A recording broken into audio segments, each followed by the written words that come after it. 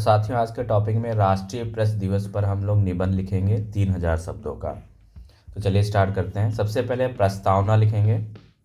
भारत में लोकतंत्र की सफलता का मुख्य आधार स्वतंत्र प्रेस है। प्रेस को लोकतंत्र के चौथे स्तंभ के रूप में माना जाता है, जो सरकार और अन्य संस्थाओं के कामकाज पर नज़र रखता है और जनता को सूचित करने का कार्य करता है। राष्ट्रीय प्रेस दिवस, जो हर साल 16 नवंबर को मनाया जाता है, भारतीय प्रेस के महत्व को उजागर करता है। इस दिन का उद्देश्य प्रेस की स्वतंत्रता की रक्षा करना है और उसकी जिम्मेदारी को समझना है। प्रेस न केवल जनसंचार का माध्यम है, बल्कि यह समाज की आवाज़ भी बनती है, जो सत्ता के अन्याय के खिलाफ खड़ी होती है। राष्ट्रीय प्रेस दिवस का इतिहास। इसके अंतर्गत देखेंगे, राष्ट्रीय प्रेस दिवस के आयोजन का मुख्य उद्देश्य भारतीय प्रेस की स्वतंत्रता की रक्षा करना और उसके प्रति समाज में जागरूकता फैलाना है। यह दिन भारतीय प्रेस परिषद के गठन की याद में मनाया जाता है, जिसे 1966 में 1966 में स्थापित किया गया था। भारतीय प्रेस परिषद का गठन प्रेस की स्वतंत्रता को सुनिश्चित करने और पत्रकारिता के नैतिक मानदंडों को बढ़ावा देने के लिए किया गया था। भारत में प्रेस की स्वतंत्रता की कहानी काफ़ी लंबी है। भारतीय प्रेस को ब्रिटिश शासन के दौरान गंभीर चुनौतियों का सामना करना पड़ा था, लेकिन स्वतंत्रता के बाद भारतीय प्रेस को अपनी जिम्मेदारी निभाने की पूरी स्वतंत्रता मिली। राष्ट्रीय प्रेस दिवस इस बात की याद दिलाता है कि पत्रकारिता का उद्देश्य न केवल समाचार देना है, बल्कि समाज में जागरूकता फैलाना, न्याय की आवाज़ उठाना और सत्ता के अनुशासन में रहकर कार्य करना है। आगे लिखेंगे, प्रेस की स्वतंत्रता और जिम्मेदारी। भारत में प्रेस को संविधान के अनुच्छेद 19(1)(a) के तहत स्वतंत्रता प्राप्त है, जो किसी भी व्यक्ति को अभिव्यक्ति की स्वतंत्रता प्रदान करता है।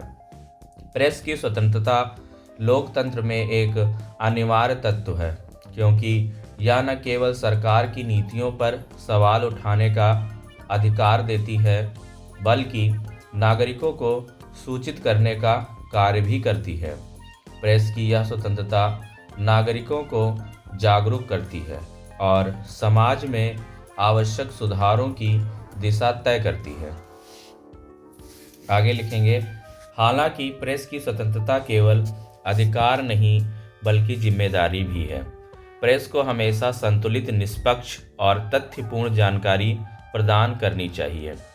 पत्रकारिता का उद्देश्य केवल सनसनी फैलाना नहीं, बल्कि समाज में सकारात्मक बदलाव लाना होना चाहिए। प्रेस को सत्ताधारी दलों से नहीं, बल्कि समाज के प्रत्येक वर्ग से निष्पक्ष होकर कार्य करना चाहिए।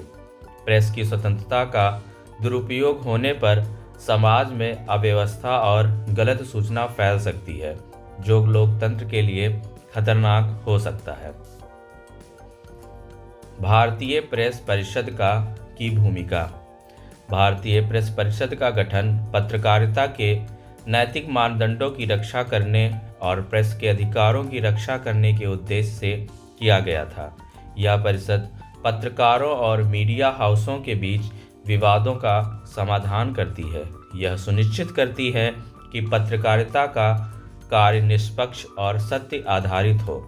प्रेस परिषद की स्थापना ने यह सिद्ध कर दिया कि भारत में प्रेस की स्वतंत्रता केवल कागज़ों तक सीमित नहीं है, बल्कि इसे सही तरीके से लागू किया जाता है।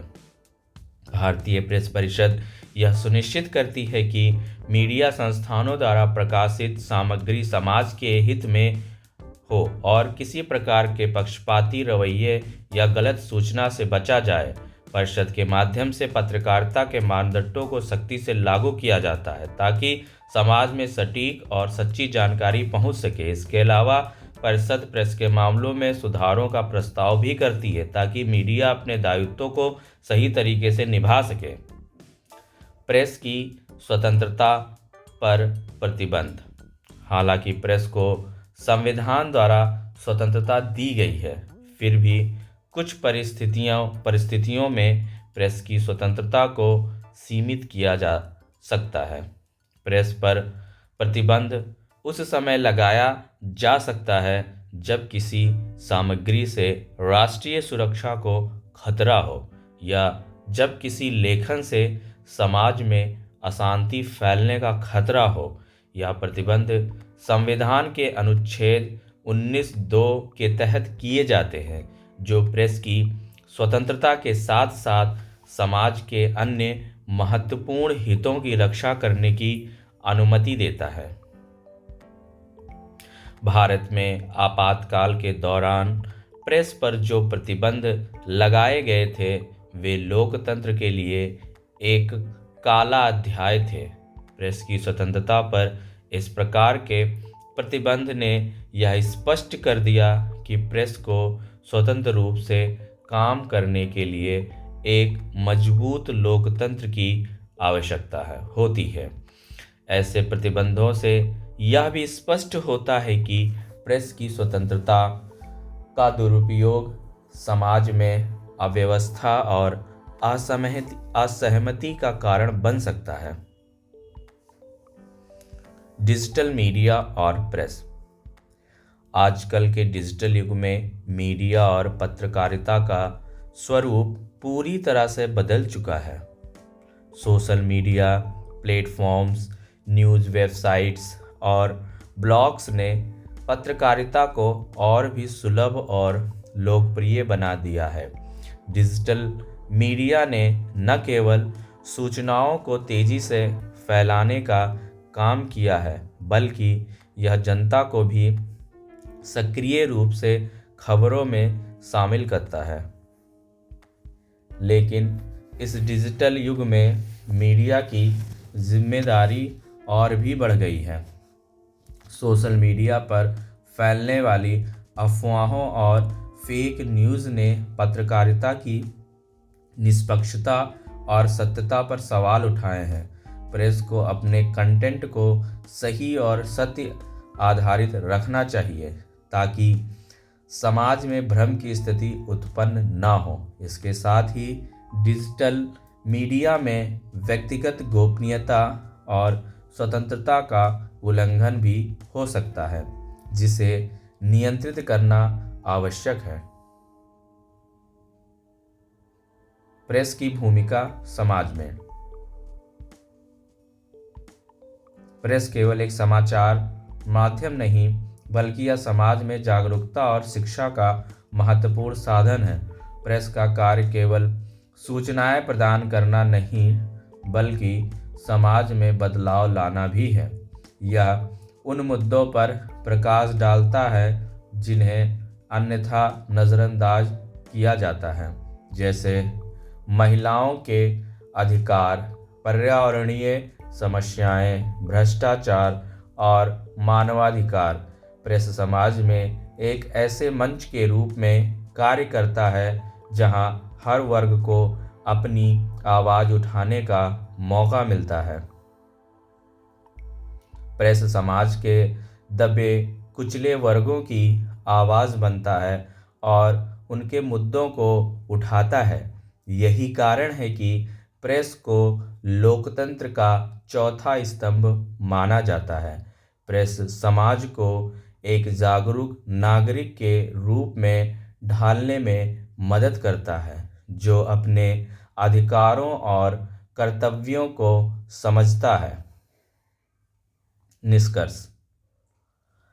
राष्ट्रीय प्रेस दिवस हमें यह याद दिलाता है कि प्रेस की स्वतंत्रता को बनाए रखना और उसे जिम्मेदारी के साथ कार्य करने की अनुमति देना हमारे लोकतंत्र की मजबूती के लिए आवश्यक है। प्रेस को न केवल स्वतंत्रता प्राप्त है, बल्कि उसे समाज में सकारात्मक बदलाव लाने के लिए अपनी जिम्मेदारी निभानी चाहिए। डिजिटल युग में मीडिया को और भी सतर्क और जिम्मेदार होना चाहिए ताकि वह समाज में सटीक और सच्ची जानकारी प्रदान कर सके। हमारे समाज की सशक्तता और लोकतंत्र की स्थिरता में प्रेस का महत्वपूर्ण योगदान है। इसलिए राष्ट्रीय प्रेस दिवस हमें प्रेस की स्वतंत्रता का सम्मान करना चाहिए और यह सुनिश्चित करना चाहिए कि स्वतंत्रता समाज के कल्याण के लिए उपयोग की जाए।